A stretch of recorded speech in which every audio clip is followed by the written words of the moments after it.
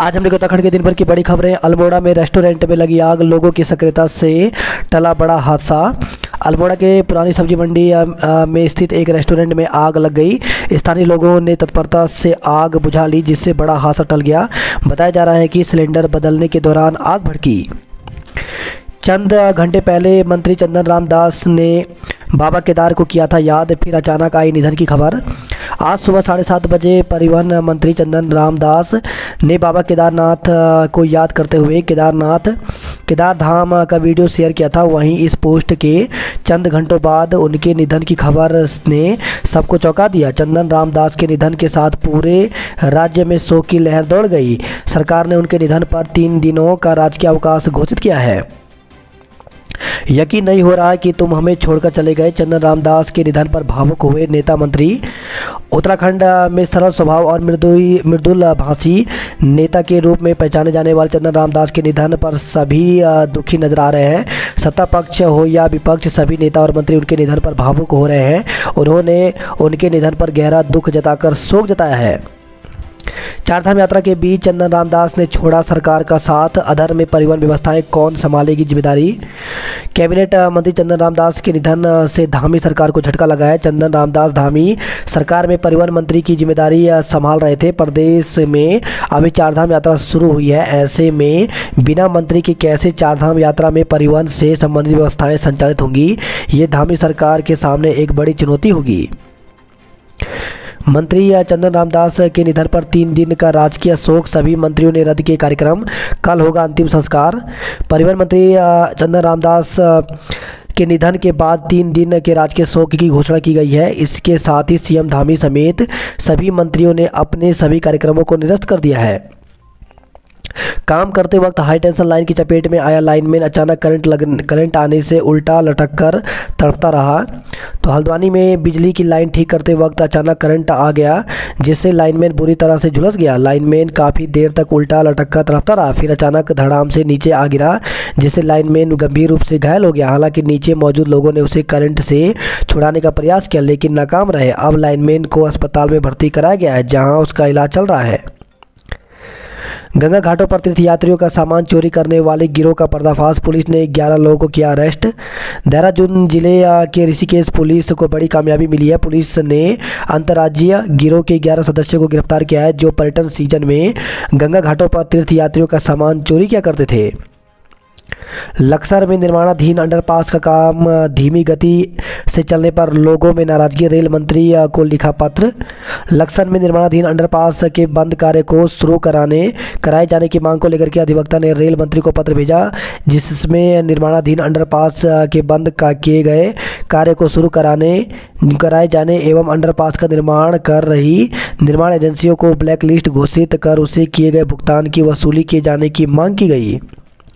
15 साल की नाबालिग लेने जा रही थी फेरे, तभी पुलिस ने मौके पर पहुंचकर रुकवाई शादी। तो सरकार द्वारा शादी के लिए एक निश्चित उम्र घोषित करने के बाद भी देश के कई हिस्सों में लोग जानते हुए या कुछ जानकारी के अभाव में अपने नाबालिग बच्चों की शादी करवा रहे हैं। इसी तरह का मामला पिथौरागढ़ से सामने आया है, जिसमें 15 साल की नाबालिग बच्ची का विवाह करवाया जा रहा था, जिस पर पुलिस ने त्वरित कार्रवाई करते हुए शादी को रुकवाया। जमीनी विवाद को लेकर के 2 पक्षों में चले धारदार हथियार, जमकर हुआ पथराव, आधा दर्जन लोग घायल। तो रुड़की में एक बार फिर से जमीनी विवाद को लेकर के मारपीट की खबर सामने आई है। यहाँ रामपुर गांव में जमीन विवाद को लेकर के 2 पक्षों में जमकर लाठी डंडे चले। इस घटना में आधा दर्जन लोग घायल हो गए। पुलिस ने मामले में 2 लोगों को हिरासत में लिया है। देहरादून में आशा फैसिलिटेटरों ने भरी हुंकार, सरकार के खिलाफ खोला मोर्चा, रैली निकालकर किया विरोध प्रदर्शन।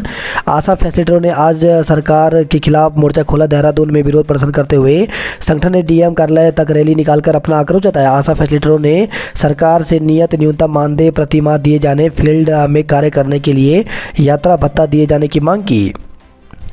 गर्मी आते ही गहराने लगा पेयजल संकट, लोगों के सूखे हल्क बूंद बूंद के लिए तरसी हल्द्वानी की जनता। तो हल्द्वानी के डमुआ डोंगा में लगभग 1 महीने से पानी की किल्लत बनी हुई है, जिससे स्थानीय लोगों को काफ़ी परेशानियों का सामना करना पड़ रहा है। अवैध खनन पर एक्शन मोड पर वन महकमा अभियान चलाकर की सख्त कार्रवाई।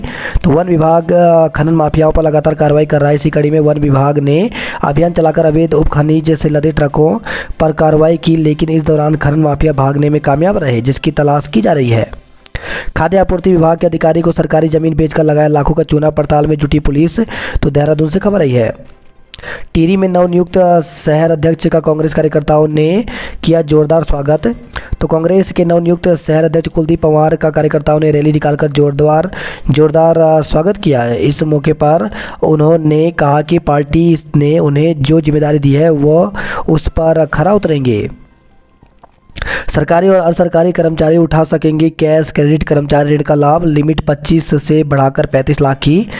उत्तराखंड सरकार प्रदेश के लाखों केंद्र और राज्य की सरकारी व अर्धसरकारी संस्थानों के कर्मचारियों को सौगात देने जा रही है। दरअसल सरकारी बैंक की कैश क्रेडिट कर्मचारी निधि योजना के तहत सीसी लिमिट बढ़ाकर 35 लाख रुपए कर दी गई है।